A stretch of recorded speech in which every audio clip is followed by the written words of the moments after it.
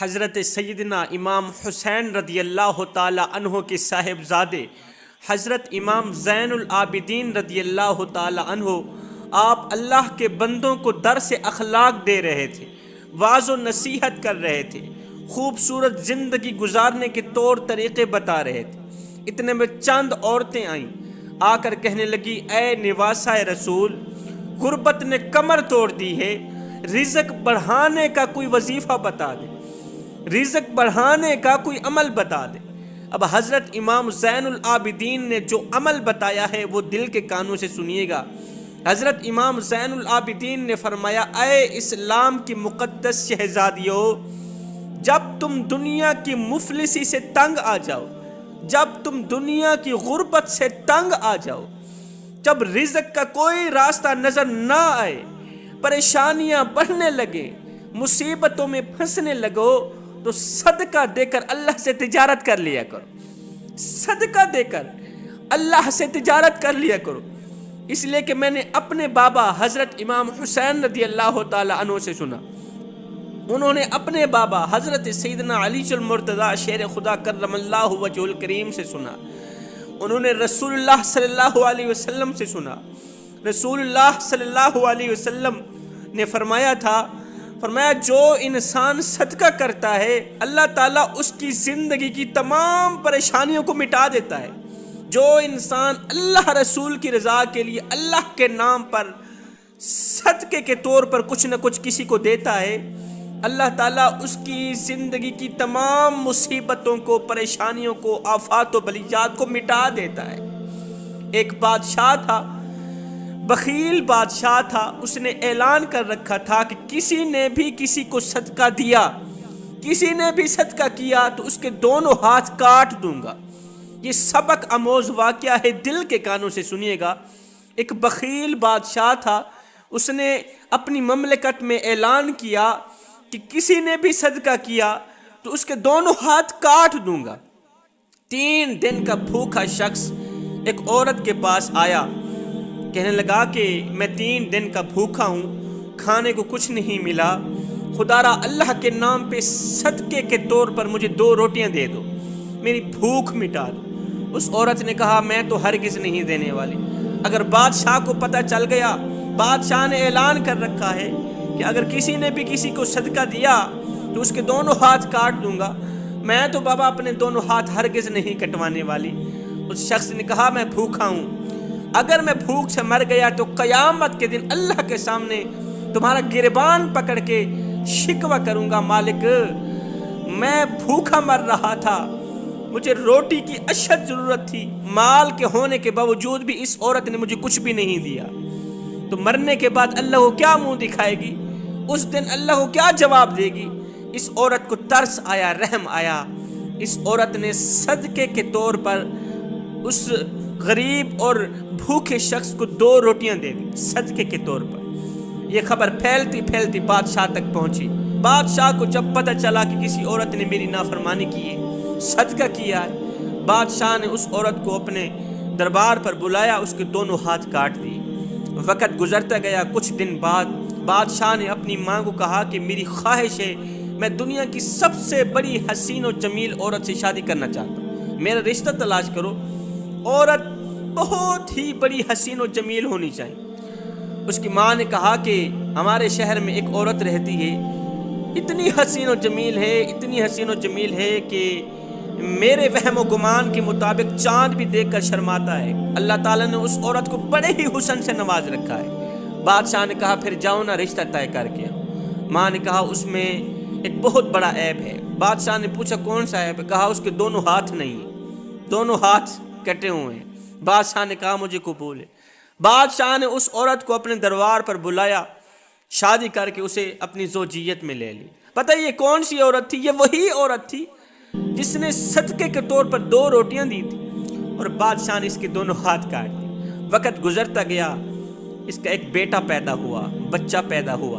بادشاہ کی جو دوسری بیویاں تھیں، اس خوبصورت بیوی کو دیکھ کر جلتی تھیں، حسد کرتی تھی، بغاوت کرتی تھی۔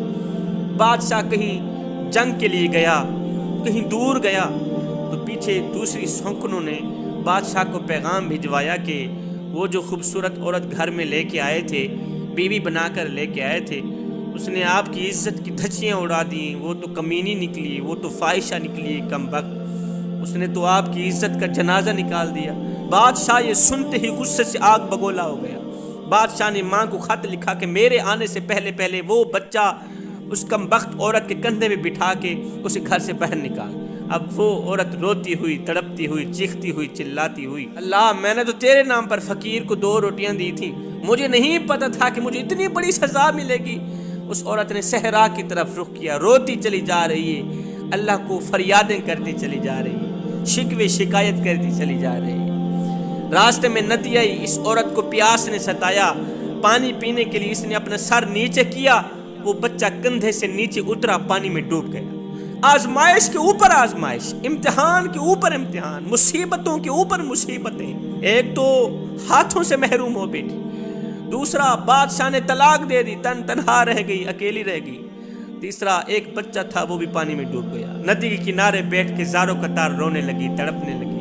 اتنے میں 2 آدمی آئے، پوچھا کیوں رو رہی ہو؟ کہا میرا بچہ ڈوب گیا۔ انہوں نے کہا کیا تم پسند کرے گی کہ ہم تیرے بچے کو صحیح سلامت زندہ واپس لے کے؟ کہا ضرور کروں گی، جلدی کریں۔ ان دونوں نے دعا کے لیے ہاتھ اٹھائے، اللہ کرنا ایسا ہوا اس کا بچہ زندہ صحیح سلامت واپس لوٹ آیا، وہ بڑی ہی خوش ہوئی۔ اب ان دونوں لوگوں نے کہا کہ کیا تو چاہتی ہے کہ تیرے دونوں ہاتھ ایک بار پھر سے اللہ تعالیٰ نواز؟ اس نے کہا ضرور چاہتی ہوں۔ ان کی دعا قبول ہوئی، کٹے ہوئے ہاتھ واپس آ گئے۔ اب ہاتھ بھی صحیح سلامت، بچہ بھی زندہ صحیح سلامت اللہ نے واپس لوٹا دیا۔ یہ دونوں شخص جانے لگے۔ اس عورت نے پوچھ لیا کہ تم ہو کون، اتنی بڑی مدد کو آئے؟ ان دونوں نے کہا کہ ہم وہ 2 روٹیاں ہیں جو تو نے صدقے کے طور پر اللہ کے نام پر اللہ کے غریب بندے کو کھلائی تھی، فقیر کو، بھوکے کو، اللہ کی مخلوق سمجھ کر جو تو نے 2 روٹیاں کھلائی تھی، ہم وہ 2 روٹیاں ہیں۔ حضرت سیدنا امام زین العابدین نے فرمایا، اے اسلام کی مقدس شہزادیوں، صدقے کے 5 بہت بڑے فائدے، 5 بہت بڑے فائدے جنہیں سن کر تم حیران رہ جاؤ گے۔ پہلا فائدہ، صدقہ آفات و بلیات کے لیے ایک ڈھال ہے، مصیبتوں کے لیے ایک ڈھال ہے۔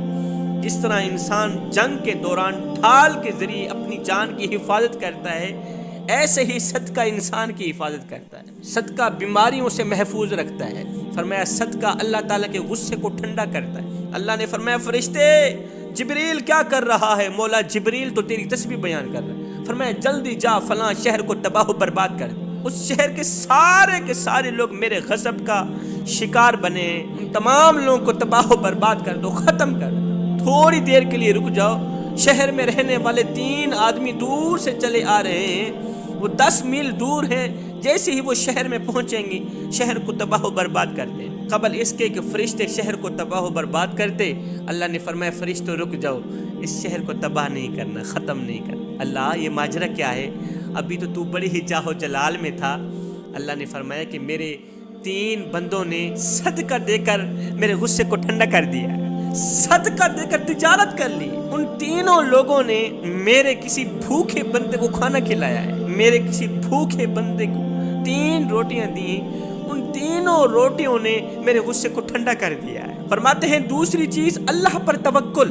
فرمایا اے اسلام کی مقدس شہزادیوں، اللہ پر توکل، اللہ پر بھروسہ رزق بڑھانے اور مصیبتوں سے نجات دلانے کا ایک بہت بڑا ذریعہ ہے، ایک اہم ذریعہ ہے۔ اللہ اس کے لیے کافی ہو جاتا ہے جو اللہ کو کافی سمجھتا ہے۔ رسول اللہ صلی اللہ علیہ وسلم نے فرمایا اللہ پر بھروسہ اس طرح کرو جس طرح کرنے کا حق ہے، پھر دیکھنا اللہ تعالیٰ تمہیں رزق اس طرح دے گا جس طرح پرندوں کو دیتا ہے۔ پرندے صبح کو جب گھونسلے سے نکلتے ہیں خالی پیٹ نکلتے ہیں، جب شام کو واپس لوٹتے ہیں نا تو وہ پیٹ بھر کر لوٹتے ہیں۔ اے بندے، جو خدا رات کو درختوں کی ٹہنیوں پر بیٹھے پرندوں کو نیند میں گرنے نہیں دیتا، وہ تجھے اور مجھے کیسے بے یار و مددگار چھوڑ سکتا ہے؟ مالک ہمیں اچھی نصیحتوں پر عمل کرنے کی توفیق عطا فرما، آمین ثم آمین، وما علینا الا البلاغ المبین۔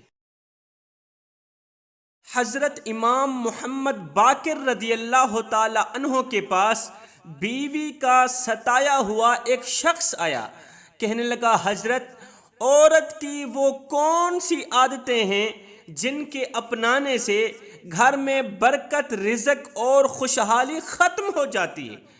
آخر وہ کون سی عادتیں ہیں جو عادتیں میاں بیوی کے درمیان آپس میں اختلافات پیدا کرتی؟ حضرت امام محمد باقر رضی اللہ تعالی عنہ نے فرمایا، اے اللہ کے بندے، عورت کی 5 عادات ایسی ہیں جن کے اپنانے سے گھر میں برکت، رزق اور خوشحالی کے جنازے نکل جاتے ہیں، غربت عروج پر آ جاتی ہے۔ عورت کی 5 عادات ایسی ہیں، جس عورت کے اندر یہ 5 عادتیں موجود ہوں، پہلے تو اس عورت سے شادی نہ کرنا، اس عورت سے شادی کبھی بھی نہ کرنا جس عورت کے اندر یہ 5 عادات موجود ہوں۔ یہ 5 عادات رکھنے والی عورت جب تمہارے گھر میں آئے گی، تمہارے گھر کو تباہ و برباد کر دے گی، تمہارے گھر میں کبھی بھی خوشی نہیں آئے گی، تمہارے گھر میں کبھی بھی برکت نہیں آئے گی۔ برکت بانٹنے والے، رزق بانٹنے والے فرشتے تمہارے گھر سے روٹھ جائیں گے۔ پوچھا گیا، حضرت وہ 5 خطرناک عادتیں ہیں کون کون سی؟ حضرت امام باقر رضی اللہ تعالی عنہ نے فرمایا پہلی عادت فضول خرچ کرنا۔ فضول خرچ کرنے والی عورت جس گھر میں بھی چلی جائے اس گھر کو تباہ و برباد کر دیتی۔ امیر تر امیر گھر کے اندر چلی جائے غریب تر غریب بنا دیتی۔ فضول خرچی۔ اچھا وقت تھا وہ، کتنا اچھا دور تھا کہ جب لوگ بھی سادہ تھے، ان کی زندگی بھی سادگی والی تھی، نمائش کا تو کوئی نام و نشان بھی نہیں تھا۔ ہاں اس دور میں بھی خرچے پورے کیے جاتے تھے، اس دور میں بھی گھر گھر میں دعوتیں کی جاتی تھیں، ایک عورت دن میں 5 سوٹ تبدیل کیا کرتی تھی۔ زندگی نہایت ہی خوبصورت طریقے سے گزر رہی تھی، لیکن اچانک کیا ہوا؟ زمانے کو کسی بد نظرے کی نظر لگی، زمانے نے اپنا رنگ و روپ بدلا، زمانے نے دوسرا چہرہ دکھایا۔ جب دوسرا چہرہ دکھایا تو پیسہ آہستہ آہستہ پھیل گیا۔ اللہ اکبر! آج میرے معاشرے کا حال یہ ہے، آج میرے معاشرے میں بس وہی انسان معزز مانا جاتا ہے جو پیسے کو ہوا کی طرح اڑاتا ہے۔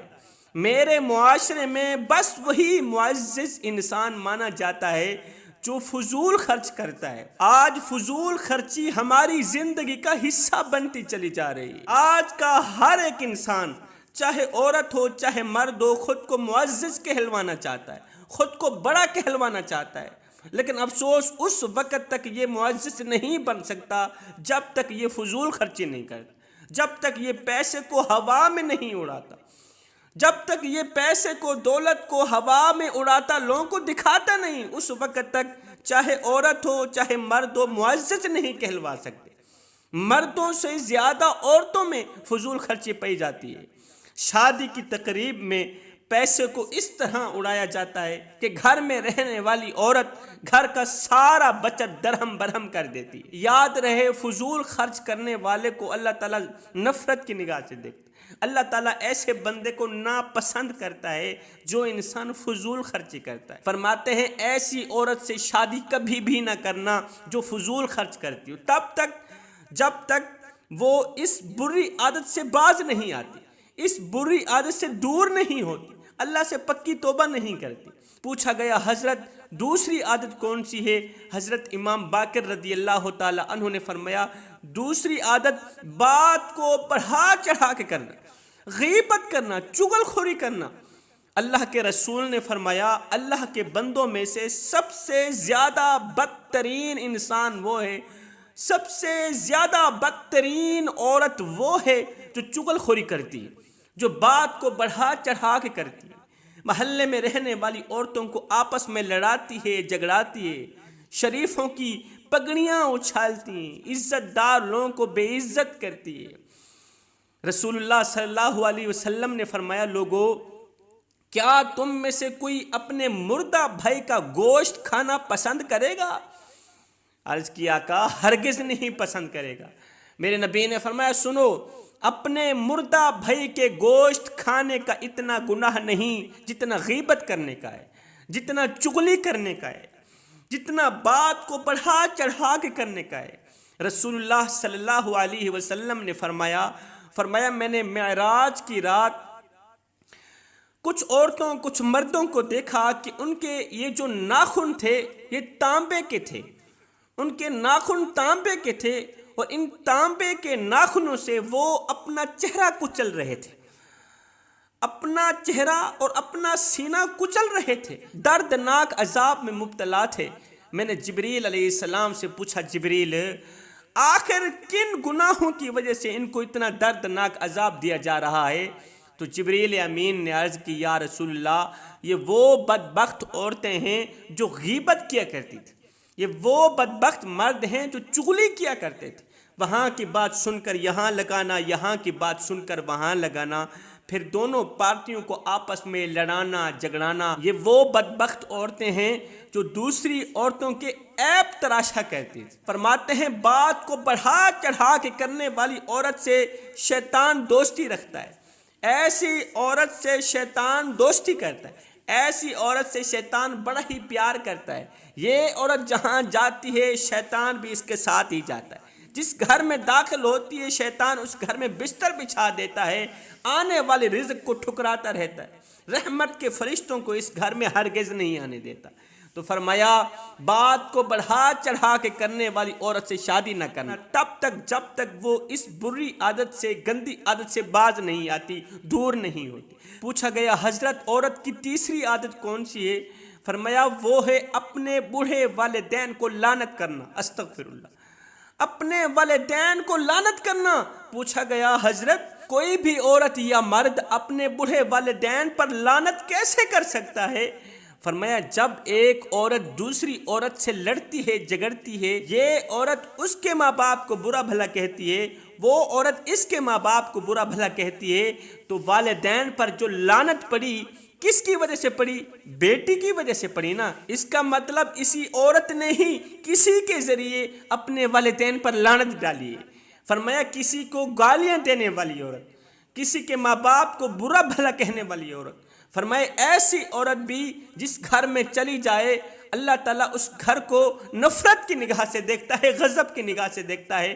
ایسی عورت سے شادی کبھی نہ کرنا تب تک جب تک یہ پکی توبہ نہیں کرتی۔ پوچھا گیا حضرت عورت کی چوتھی خطرناک عادت کون سی ہے؟ آپ نے فرمایا جھوٹ بولنے والی عورت۔ رسول اللہ صلی اللہ علیہ وسلم نے فرمایا اے عورتوں میں تمہیں جہنم کی آگ سے ڈراتا ہوں، میں تمہیں جہنم کے عذاب سے ڈراتا ہوں، اس لیے کہ میں نے جہنم میں عورتوں کی کثرت دیکھی۔ پوچھا گیا آقا عورتیں آخر کن گناہوں کی وجہ سے جہنم میں گئیں؟ آپ نے عورتوں کو کن گناہوں کی وجہ سے جہنم میں کثرت سے دیکھا؟ تو رسول اللہ صلی اللہ علیہ وسلم نے فرمایا کچھ عادتیں ایسی تھیں کہ ان عادات کی وجہ سے عبادت گزار ہونے کے باوجود بھی وہ جہنم میں چلی گئی۔ پوچھا گیا آقا وہ کون سی چند عادات تھیں؟ فرمایا پہلی عادت وہ عورتیں شوہر کی ناشکری کیا کرتی تھیں، شوہر کی ناشکری کیا کرتی تھیں، جھوٹ بولا کرتی تھیں۔ ہائے شوہر جب مالدار تھا، امیر تھا، تو وہ اپنی بیوی پر طرح طرح کی نعمتوں کی بارش کرتا رہا، بارش برساتا رہا، لیکن جب وہ غربت کا شکار ہوا، جب وہ غریب ہوا، تو یہی بیوی کہنے لگی کہ میں نے آپ میں کبھی بھی بھلائی نہیں دیکھی۔ شوہر کی ناشکری کرنے والی عورت، احسان فراموش عورت، جو شوہر کا احسان بھول جاتی تھی، جھوٹ بولنے والی عورت، نماز نہ پڑھنے والی عورت، محلے میں رہنے والی عورتوں کو آپس میں لڑانے والی، جھگڑانے والی، غیبت کرنے والی، چغلی کرنے والی عورتوں کو میں نے جہنم میں کثرت سے دیکھا، بہت زیادہ تعداد میں جہنم کی آگ میں جلتے دیکھا ہے۔ خدا را شوہر کی ناشکری سے بچنا، احسان فراموش کبھی نہ بننا، جھوٹ نہ بولنا، غیبت نہ کرنا۔ حضرت امام محمد باقر رضی اللہ تعالیٰ عنہ فرماتے ہیں یہ 5 خطرناک عادتیں ایسی ہیں، یہ عادتیں رکھنے والی عورت جس گھر میں بھی چلی جائے اس گھر کو تباہ و برباد کر کے رکھ دیتی ہیں۔